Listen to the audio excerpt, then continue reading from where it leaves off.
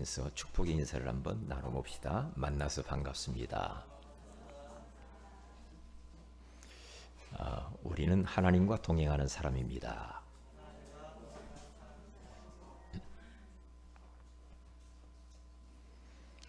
사람이 누구와 동행하는가를 보면 그 사람을 알 수가 있죠. 술꾼과 돌아다니면 술 좀 많이 드시겠구만 이런 생각을 하지요.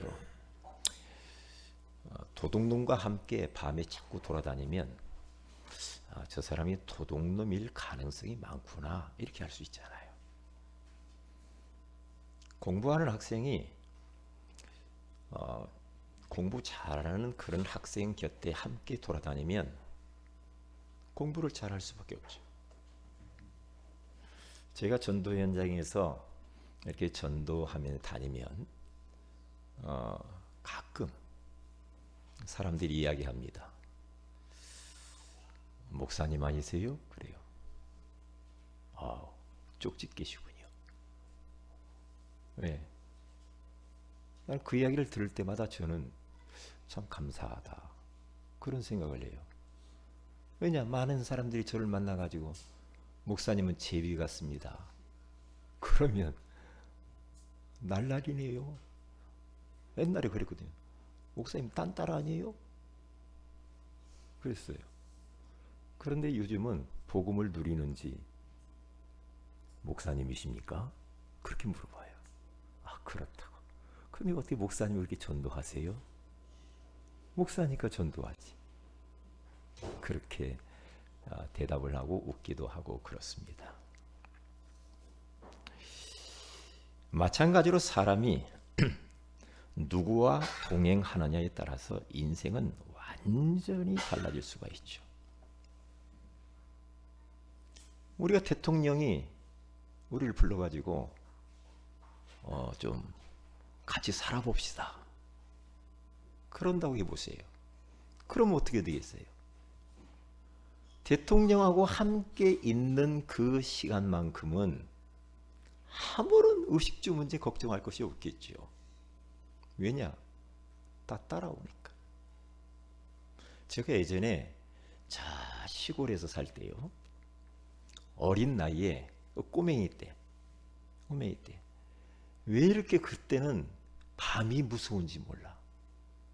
집을 가려면은, 그리고 어느 곳을 방문하려면 막 그 묘지를 막 지나야 돼.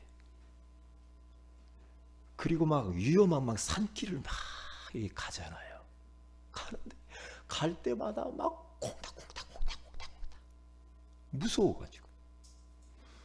그러니까 가다 보면은 옛날에 그렇게 묘지에서 막 뭐가 나온다고 막 그러고. 그러니까 섬뜩 머리가 쭈삣쭈삣 막 쓰잖아요. 그런데 여기저기서 바시락 소리 나죠. 울어쌌죠. 뭐가 달라들 것 같아. 그런데 용감한 아이들도 있더라고요. 있는데, 그러니까 저는 너무 무서워가지고 누가 안 지나가나 이렇게 쳐다보고 있다가 좀 듬직하신 어르신이 지나가면 그냥 뒤에 졸려 이렇게 따라가고, 이제 그런 기억이 있습니다. 누구와 함께 이 험난한 세상을 우리가 걸어가느냐에 따라서 우리 인생의 판도는 달라집니다. 우리 사랑하는 세은님께 모든 성도들이 오늘 예배를 통해서 은혜 받으시기 바랍니다. 그리고 우리 힘 갖고 안 돼요. 영적인 큰 힘을 얻으시기를 바랍니다. 그리고 여러분의 몸 안에 불편한 것, 그리고 질병도 예수 그리스도의 이름으로 치유받는 시간이 되기를 바랍니다. 여러분들이 너무 염려, 근심, 걱정, 막 불안 이런 것들이 많아요. 예배 드리는 그 순간에 그러한 모든 것들이 눈 녹듯이 녹아지시기를 주님의 이름으로 축복을 드립니다. 사람은 누구나 다 행복하기를 원하고 성공하기를 원하고 출세하기를 다 원하지요. 잘 되기를 다 원하잖아요. 왜냐? 한 번밖에 없는 1라운드의 인생을 잘 살고 싶단 말이에요. 예? 진정 우리들이 행복하기를 원하고 잘 되기를 원하면 우리는 딱 한 가지만 하면 됩니다. 하나님을 만나셔야 됩니다. 하나님을 만나 그 하나님과 동행하는 인생을 살면 우리 인생은 더할 나위 없이 행복해요. 그리고 기쁘고 즐겁고 너무너무 신바람 나는 인생이 된단 말이에요. 그런데 우리가 우주 만물을 창조하시고 지금 이 자리에 와 계시는 그 하나님을 만나면 되는데 죄가 있어서 그분을 못 만나요. 사단에게 붙잡혀서 못 만나. 하나님의 품을 떠나 있어서 인생들이 하나님을 만날 수가 없어. 그래서 마태복음 11장 28절에 가서 보면은 수고하고 무거운 짐진 자들아 다 내게로 오라. 내가 너희를 쉬게 하리라. 요한복음 14장 6절에 가서 보니까 내가 곧 길이요 진리요 생명이니 나로 말미암지 않고는 아버지께로 올 자가 없느니라. 예수 그리스도를 통해서만 우리가 죄 용서받을 수가 있습니다. 예수 그리스도를 통해서만 사탄에게서 해방되어집니다. 예수 그리스도를 통해서만 우리가 지옥 권세에서 해방되어져 하나님을 만나게 되는 줄로 믿습니다. 원래 인생은 하나님과 함께 살아야만, 하나님과 동행하면서 살아야만 행복한 존재로 디자인되고 창조되었어요. 그런데 인간들이 눈에 보이지 않는 하늘에서 타락한 마귀의 유혹을 받아서 하나님의 말씀에 불순종하는 죄를 짓고 행복의 근원이신 하나님의 품을 떠나버렸어요. 하나님과 동행하며 살아야 되는데 하나님과 동행을 거부하고 이제는 하나님이 아닌 마귀, 사단, 귀신과 동행하는 인생을 살아가게 됐단 말이에요. 그러니까 그때부터 인생들은 하나님 떠나서 살면 잘 될 줄 알았는데 인생이 안 되거든. 열심히 해도 안 되지. 노력해도 안 되죠. 몸부림쳐도 안 되죠. 사람 만나러 돌아다닌다고 될 것 같아요? 안 되죠. 안 됩니다. 왜냐? 마귀하고 동행하고 살아서 그래요. 그러니까 자꾸만 영적으로 시달리죠. 정신적으로 마음으로 너무나도 눌리죠. 괴롭죠. 답답하죠. 응? 그러다가 살살 가정의 문제가 오죠. 육신의 질병이 오죠. 자녀의 문제가 오죠. 하는 것마다 자꾸 안 되고 꼬이고 무너지죠. 그렇게 살다가 결국에는 인생은 어차피 잠깐 왔다 가는 겁니다. 죽으면 누구 말대로 죽으면 끝난다? 끝나면 얼마나 좋겠어요? 개나 고양이는 죽으면 끝나요. 그런데 인간은 죽는다고 끝날 문제는 아니에요. 그래서 너무 힘들으니까 LA 죽어버리자. 그러면 죽으면 끝날 것 같죠? 안 끝나요. 왜냐? 내가 자살을 해서 죽으면 이 몸은 흙으로 가겠죠. 그런데 인간의 영혼이 있답니까? 왜냐? 개나 돼지는 영혼이 없어. 인간에게만 하나님이 영혼을 주셨거든. 그 영혼은 지옥에 갑니다. 왜? 목사님 지옥 가봤어요? 제가 갔으면 큰일 나죠. 갔으면 여기 못 오죠. 어떤 사람은 여행을 한번 가보겠다고 하는데 여행 가면 못 와요. 성경에 가서 보니까 지옥이 있대요. 성경에. 사람의 말에 소설책에 나와 있는 것이 아니라 영원히 변하지 않는 하나님의 말씀인 성경에 천국과 지옥이 있대요. 마귀하고 동행하다가 마귀 가두는 지옥의 불구덩이 같이 쏙 들어버려요. 그러면서 영원토록 그 불수영장 안에서 뜨겁고 고통스럽게 살아가는 거예요. 그곳이 얼마나 무섭냐. 후라이팬에다가 달군 후라이팬에다가 소금을 뿌리면 타타타타타타 튀잖아요. 소금 치듯 한대요. 물 한 방울을 먹을 수 없대요. 왜요? 마귀와 동행해서 그래요. 그런데 자기만 이렇게 힘들게 살면 되는 줄 알았는데 자기 자손도 똑같이 부모가 살았던 그 스케줄대로 마귀와 동행하면서 망해버리는 겁니다. 그런데 사랑의 하나님께서 우리로 하여금 그 어마어마한 저주 가운데서 망하지 않도록 구원자를 보내주셨어요. 그분이 바로 예수 그리스도인 줄 믿습니다. 예수 그리스도께서 이 땅에 육신의 몸을 입고 오셔가지고 죄 없으신 그 주님이 우리의 죄를 위하여서 대신 죄인 되어서 십자가에 피 흘려 죽으시고 그리스도란 증거로 하나님이란 증거로 사망 권세, 죄의 권세, 지옥 권세를 깨트리시고 다시 살아나셨습니다.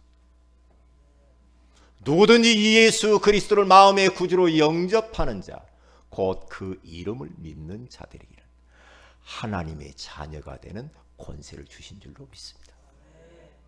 그 예수 그리스도를 마음의 구주로 모시는 순간에 하나님을 만나 하나님의 자녀가 되어서 이제부터는 나 혼자가 아니요 하나님과 동행하는 축복의 삶이 펼쳐지기 시작한다는 말입니다.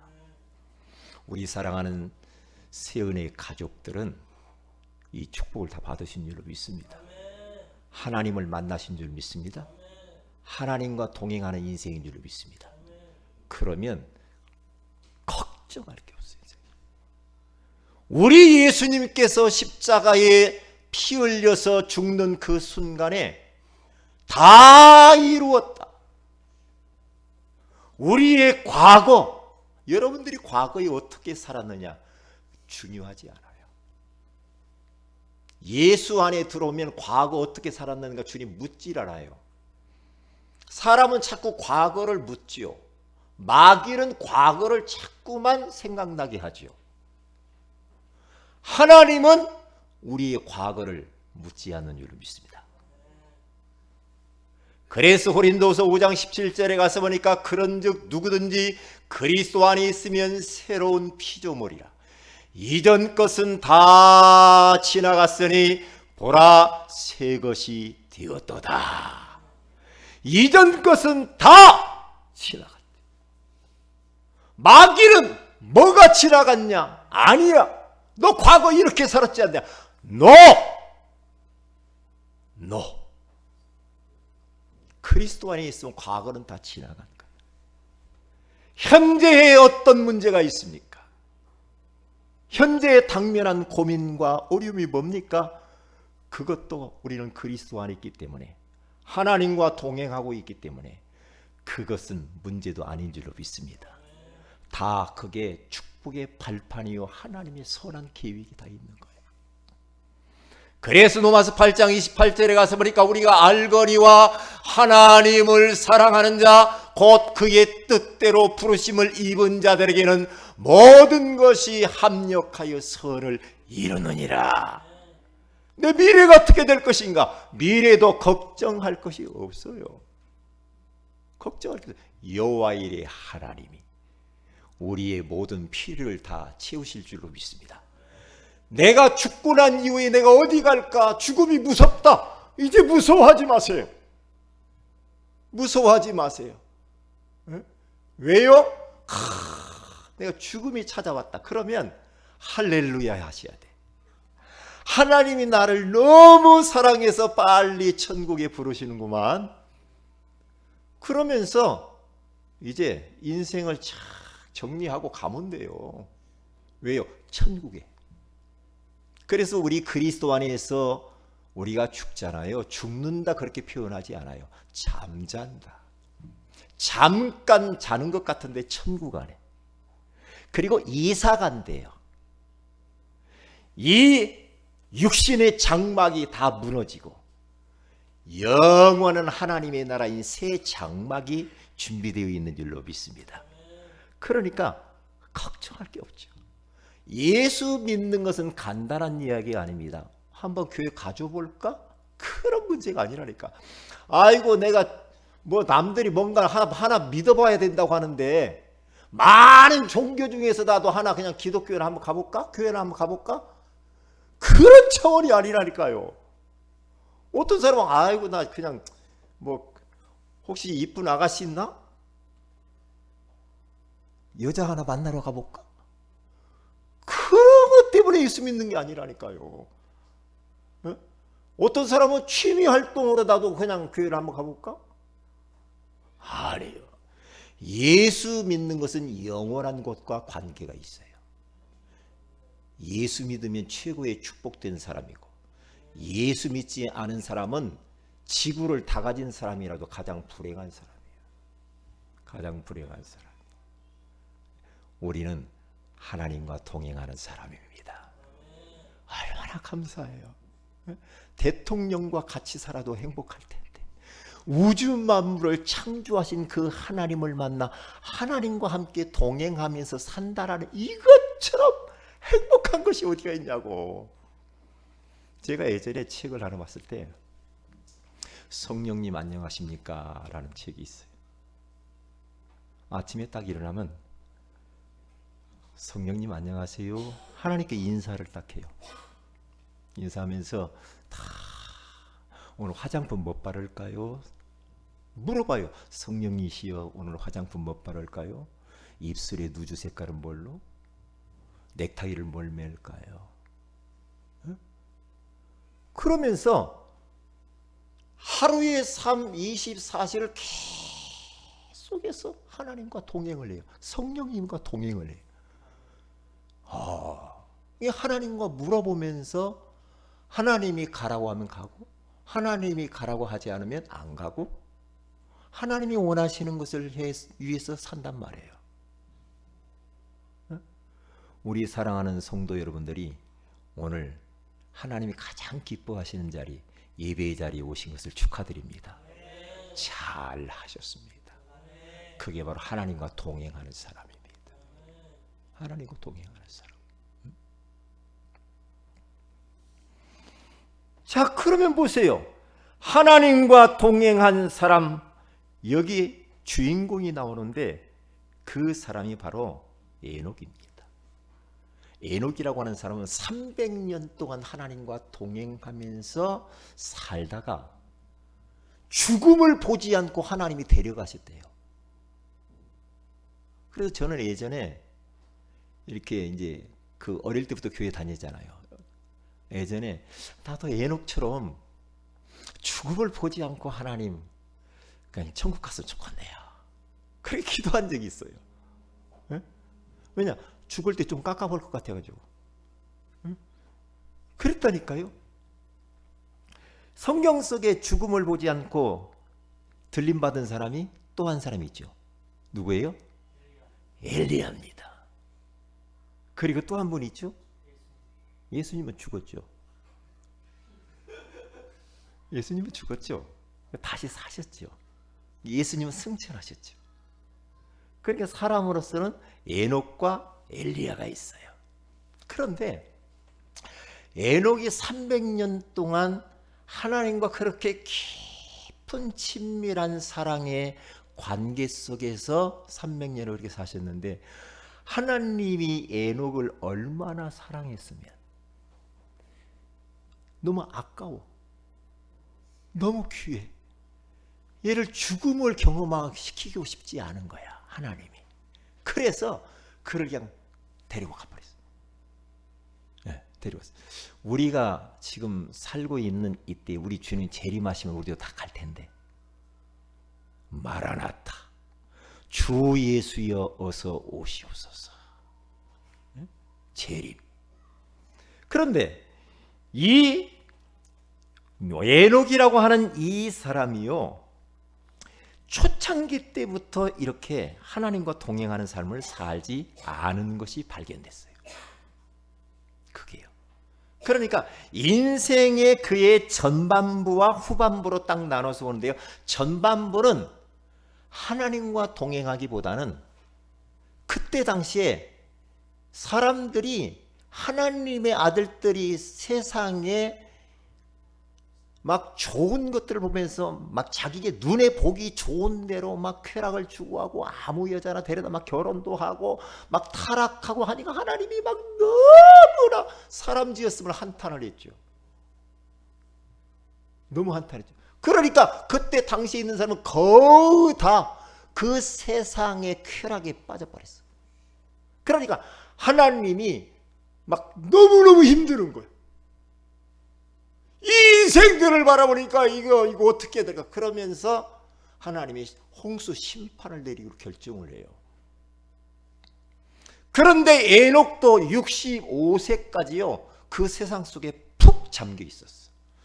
우리가 보면은요, 참 이 사람이요 순간입니다. 세상에 조금씩 물들고 세상에 잠기고 세상 좋은 거 쾌락을 추구하고 타락하고 막 빠져 들어가잖아요. 그러면요 하나님 안 보여요. 그 영적으로 둔감해져요. 그러면서 그게 전부인 줄 알아. 자기가 지금 잘못 가고 있는 것이 느껴지질 않아. 우리 인간이요 참 강한 것 같은데 약하거든요. 에녹이 65세까지 그렇게 살았다니까요. 65세. 그런데 그가요 인생의 반전의 기회가 왔어요. 어느 때? 하나님이 에녹을 찾아오셔서 말씀으로 찾아오신 거예요. 너 그렇게 살면 죽어.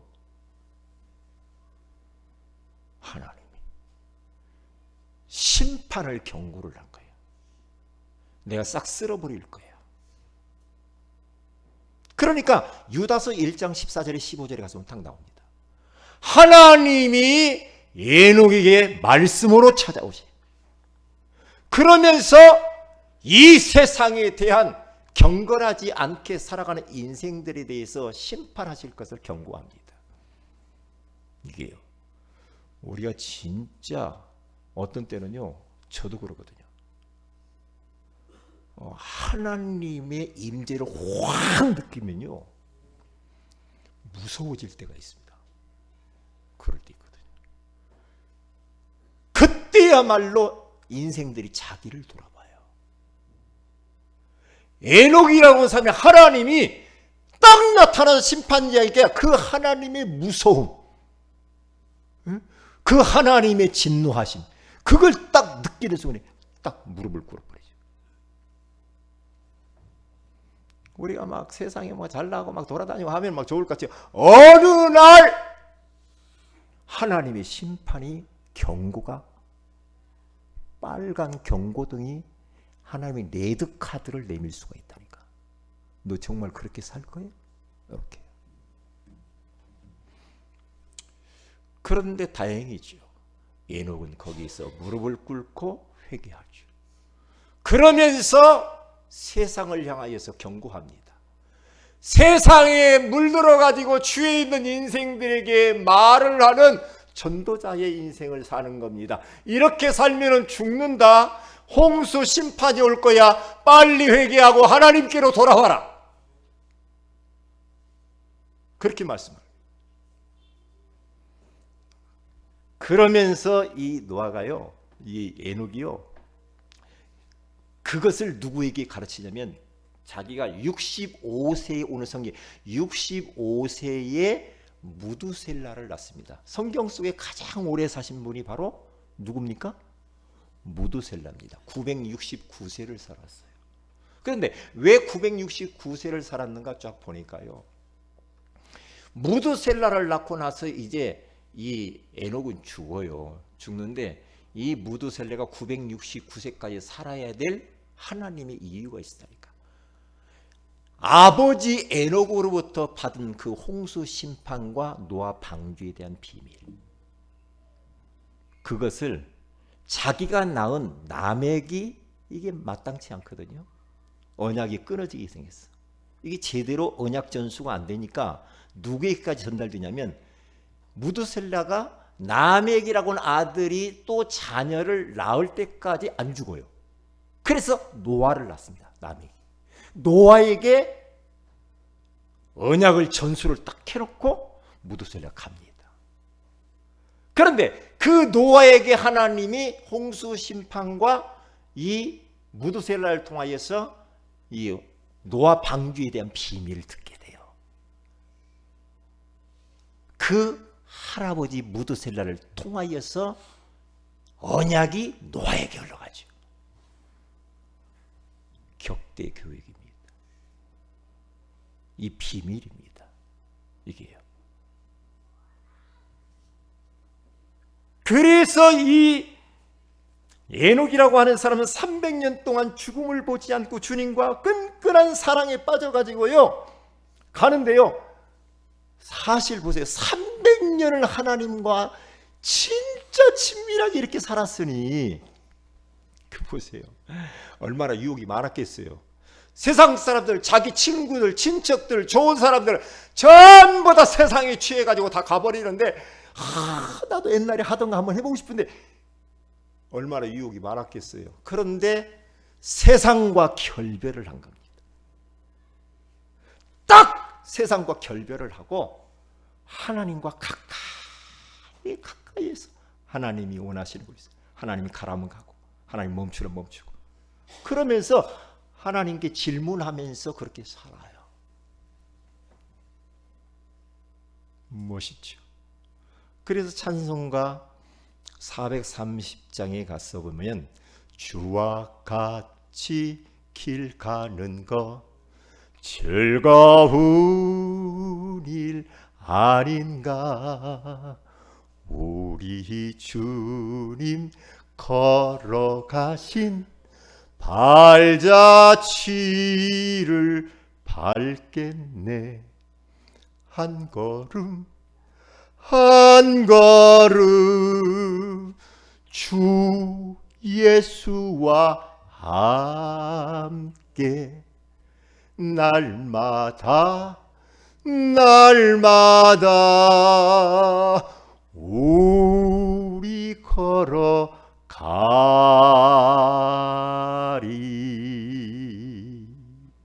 할렐루야. 한 걸음 한 걸음 주 예수와 함께 날마다 걸어가리. 옛 선지자 에녹같이 우리들도 천국에 들려 올라갈 때까지 주와 같이 걷겠네. 한 걸음 한 걸음 주 예수와 함께 날마다 우리 걸어가리.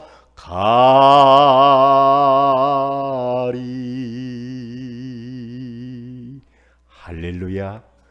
우리 사랑하는 새은혜교회 모든 성도들 주와 함께 한 걸음 한 걸음 주님과 동행하면서 인생의 여정을 걸어가시기를 주님의 이름으로 축복을 드립니다. 우리 새은혜 교회는 하나님과 동행하는 교회입니다. 우리 사랑하는 새은혜교회 모든 성도들의 가정은 하나님과 동행하는 가정인 줄로 믿습니다. 여러분이 하는 사업 하나님과 동행하는 사업이 되는 줄로 믿습니다. 짧은 인생 살아가는데 많은 사람들이 하나님이 아닌 다른 것들과 동행하며 산단 말이에요. 어떤 사람은 돈과 동행합니다. 돈이 있으면 최고야. 어떤 사람은 일과 동행하며 살아요. 어떤 사람은 좋은 사람들과 동행하면서만 살지 하나님 동행하는 것을 전혀 의식하지 못하고 세상에 빠져 사는 사람들이 얼마나 많은지 몰라요. 안타깝죠. 어거스틴이라고 하는 사람이 10대에 타락을 해요. 하나님이 품을 떠나서 막 돌아다니면서 그가 아이를 낳기도 하고 막 삽니다. 육신이 좋은 대로 막 가버렸어요.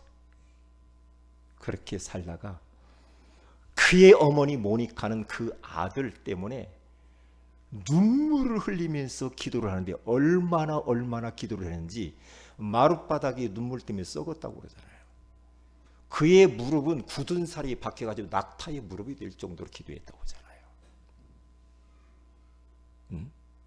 그런데 어거스틴이 자기가 그렇게 하나님을 떠나서 막 세상 쾌락을 추구하면서 막 살았는데 마음의 한켠에는 내가 이렇게 살면 안 된다는 걸 알았어요.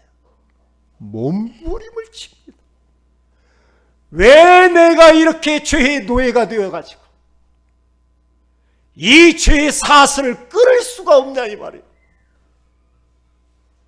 끊을 수가 없냐. 왜 내 인생이 이래야만 되느냐 하면서 눈물을 흘리고 부르짖으면서 막 애타합니다. 이때 뭔지는 모르지만 그에게 들고 읽어봐라. 너 들고 있는 성경 읽어봐라. 한번 펴봐라. 그래서 성경을 딱 폈는데 어디를 폈느냐. 로마서 13장 13절에 14절을 딱 폈. 낮에와 같이 단정히 해가고 방탕하거나 술 취하지 말아라. 음란하거나 그리고 호색하지 말고 다투거나 시기하지 말라. 오직 주 예수 그리스도로 옷 입고 정욕을 위하여 육신의 일을 도모하지 말아라. 그 말씀 한 구절 딱 듣고 거기서 꼬꾸라져 버려요. 낮에와 같이 단정히 행하고 방탕하거나 술 취하지 말아야 되는데 음란하거나 호색하지 말고 다투거나 시기하지 말아야 되는데 거기에서 이 어거스틴이 인생이 완전히 반전되어진 인생 전환점을 가져오게 됐습니다. 그 이후로 죄의 사슬이 끊어져 버린 거예요. 세상과 동행하는 것들이 끊어져 버렸어요. 그때부터 그는요 하나님과 동행하면서 나중에 목사가 되죠. 신학자가 되죠. 그러면서 하나님의 크게 쓰임을 받는 주의 종이 되어집니다. 우리 인생을 우리는 한번 돌아봐야 됩니다. 돌아봐야 됩니다. 내가 무엇과 지금 짝하고 살아가는가 돌아보셔야 됩니다. 하나님은 만홀이 여김을 받지 않습니다. 하나님은 다 압니다. 다 보고 있습니다. 다 보고 있어요. 모세라고 하는 이 사람도 80세까지 사실은 세상에 빠져 있었어요. 살아야 낙도 없고 이유도 없고 사명도 없는 모세. 그런데 80세가 되던 어느 날 호렙산에서 하나님의 음성을 듣습니다. 모세야, 모세야, 네가 선 곳은 거룩한 땅이다. 내 발에서 신을 벗으라.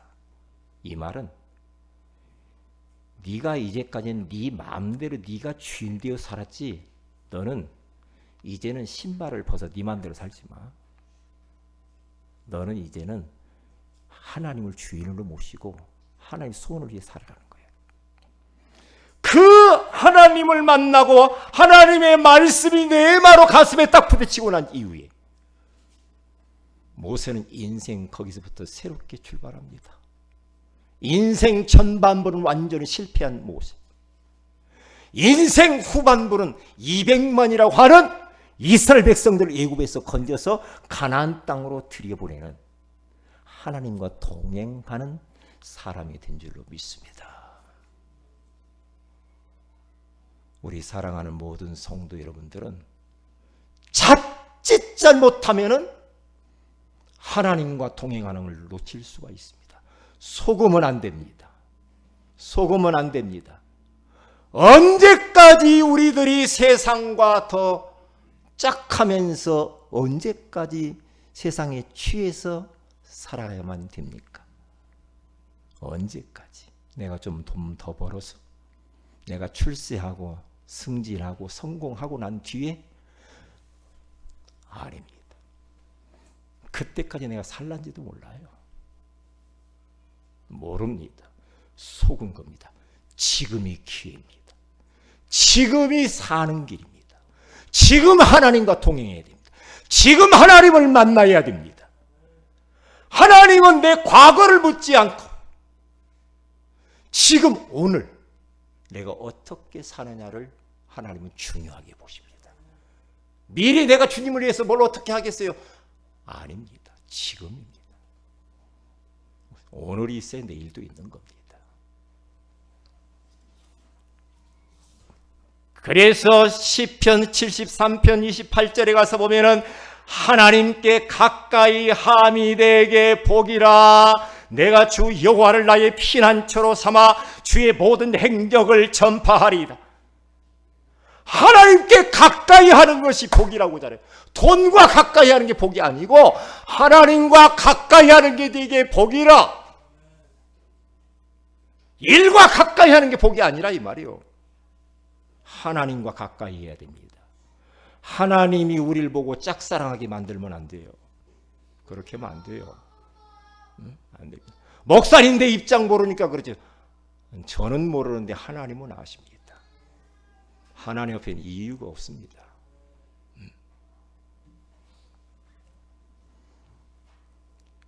그러면 하나님과 동행하는 방법이 뭡니까? 삶의 예배입니다. 삶 속에서 우리들은 계속해서 365일 24시 예배자로 살아가는 것이 하나님과 동행하는 겁니다. 예배자로 살아야 돼요. 그래서 로마서 12장 1절에 가서 그러므로 형제들아 내가 하나님의 모든 자비하심으로 너희를 권하노니 너희 몸을 하나님이 기뻐하시는 거룩한 산제사로 드리라. 너희 몸을 세상을 위하여 던지지 말고 쓰지 마라 이 말이에요. 너희 몸을 하나님이 가장 기뻐하시는 거룩한 산 제물로 하나님께 드리라. 이것이 너희가 드릴 영적 예배니라. 그래요. 삶 자체가 예배가 돼야 된다니까요. 주일날만 나와서 예배 드리는 거 이것이 제일 중요하지만 내 삶 속에 6일도 예배자로 살으시라 이 말이에요. 예배자로. 그래서 시편 16편 8절에서 9절에 가서 보니까 내가 여호와를 항상 내 앞에 모심이여 그가 나의 오른쪽에 계심으로 내가 흔들리지 아니하리라다. 이러므로 나의 마음이 기쁘고 나의 영혼도 즐거워하며 내 육체도 안전히 살리니. 그랬습니다. 예배라는 것은 뭡니까? 항상 하나님을 앞에 모시고 사는 겁니다. 하나님 앞에서 사는 겁니다. 하나님을 의식하며 살아야 됩니다. 하나님을 찾고 하나님을 바라보면서 살아야 돼요. 24시 그렇게 살아야 됩니다. 그러면 흔들리지 않고 마음이 기쁘고 영혼도 즐겁고 육체도 안전하다라고 그렇게 말을 합니다. 하나님 앞에서 사는 거 예배입니다. 많은 사람들이 하나님 앞에서 안 살아요. 교회에 오면 하나님이 있는 것처럼 생각한다. 하나님은 온 우주 만물 천지에 아니 계신 곳이 없어요. 교회에 오면 거룩한 척? 아니에요. 삶 속에서도 주님이 나와 동행하고 있거든요. 동행하는 방법이 바로 삶의 예배입니다. 삶의 예배의 가장 키가 뭡니까? 하나님을 앞에 모시고 사는 거예요. 하나님을. 많은 사람들 보세요. 그렇게 안 모시잖아요. 시편 51편 15절에 가서 보니까 주여 내 입술을 열어주소서 내 입이 주를 찬송하며 전파하리이다. 날마다 입술을 열기만 하면은 우리가 주님을 찬송해야 되고 그 주님을 전파하는 삶을 사는 것이 바로 그게 예배의 삶이라는 거죠. 출애굽기 33장 11절에 가서 보면은 모세라고 하는 사람은 얼마나 하나님과 동행을 친밀하게 하셨으면은 친구처럼 대면하면서 대화하면서 살았다고 그렇게 말을 하잖아요. 우리가 살면서 계속 질문하세요. 하나님 앞에 질문하세요. 제가 어젯밤에요.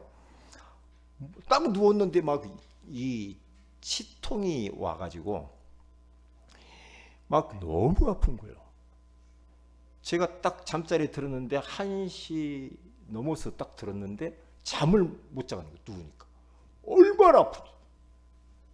이야 이거 끝박 새겠네. 어떡하지? 계속 질문했죠. 하나님 내가 오늘 잠을 못 자면 내일 예배 때 좀 안 좋겠는데 하나님 어떻게 합니까? 이 치통을 좀 가르쳐 주세요. 그래서 계속 질문하고 기도하고 질문하고요. 그러면서 막 하다가 야, 너 약 하나 있으면 먹어봐 그래요. 하나님께 약 있을지도 모르잖아. 한번 그래서 살짝 꺼가지고 저희 집사람 자니까 시끄럽게 만드니까 살짝 빼가지고 밖에 나와서 보니까 딱 2알이 있는 거야. 딱 먹고 잤네. 그랬더니 괜찮네요. 아침에 딱 눈 뜨니까 또 아파. 질문을 계속하는 거예요. 질문을. 어떤 문제가 있다. 그걸 하나님께 계속해서 질문하는 겁니다. 하나님은 멀리 계시는 분이 아니라 내 안에 내 속에 함께 계시는 줄로 믿습니다. 질문을 던지세요. 질문. 나 누가 미웠다. 하나님 왜 이렇게 미워지죠? 하나님 부르면 그것도 기도예요. 그렇게. 그게 바로 삶의 예배를 드리는 거예요. 그리고 삶 속에서 강단에서 선포되어진 말씀을 붙들고 사는 겁니다. 말씀과 삶이 따로 국밥이 되면 안 됩니다. 말씀이 나를 끌고 가야 돼. 그래서 시편 119편 147절에서 148절에 가서 보면은 내가 날이 밝기 전에 부르짖으며 주의 말씀을 바라싸우며 주의 말씀을 읊조리려고 내가 새벽녘에 눈을 떴나이다. 눈만 뜨면 하나님의 말씀을 읊조리고 묵상하고 선포하고 많이 내 입에 입만 열면 말씀이 막 흘러나와야 됩니다. 마지막엔 삶의 기도입니다. 정시로 무시로 집중적으로 계속해서 주님 바라보고 기도하십니다. 우리에게 하나님의 성령으로 충만하게 하시고 하나님이 나와 동행하고 계시는구나. 하나님의 임재를 느끼게 될 줄로 믿습니다. 결론입니다. 하나님과 동행하는 나만의 방법을 찾아야 됩니다. 항상 설교를 막 듣고요. 암송도 하고 묵상도 하고 필사도 하고 항상 기도하기, 항상 찬송하기, 찬송을 많이 부르세요. 오늘 아침에 찬송 1시간을 딱 듣는데요. 성경 쭉 말해줘요. 같이 틀어놓고 부르기도 하고 막 그렇게 했어요. 그래서 우리 사랑하는 세연회교회 모든 성도들은 이 시대에 에녹이 되시기를 주님의 이름으로 축복을 드립니다. 다 같이 기도하십시다. 하나님과 동행한 에녹을 통하여서 소중한 말씀을 주신 것을 감사합니다. 주님, 정말 내 삶 속에서 하나님과 동행하기 위하여 삶이 예배가 되게 하시고 삶의 말씀을 따라가게 하옵시며 삶의 기도가 되어지게 하옵소서. 그리하여서 진짜 하나님의 소원을 이루어드리게 하옵소서. 하나님과 동행하는 나만의 방법을 찾을 수 있도록 지혜도 허락하여 주옵소서. 우리 다 같이 한번 합심해서 기도합니다.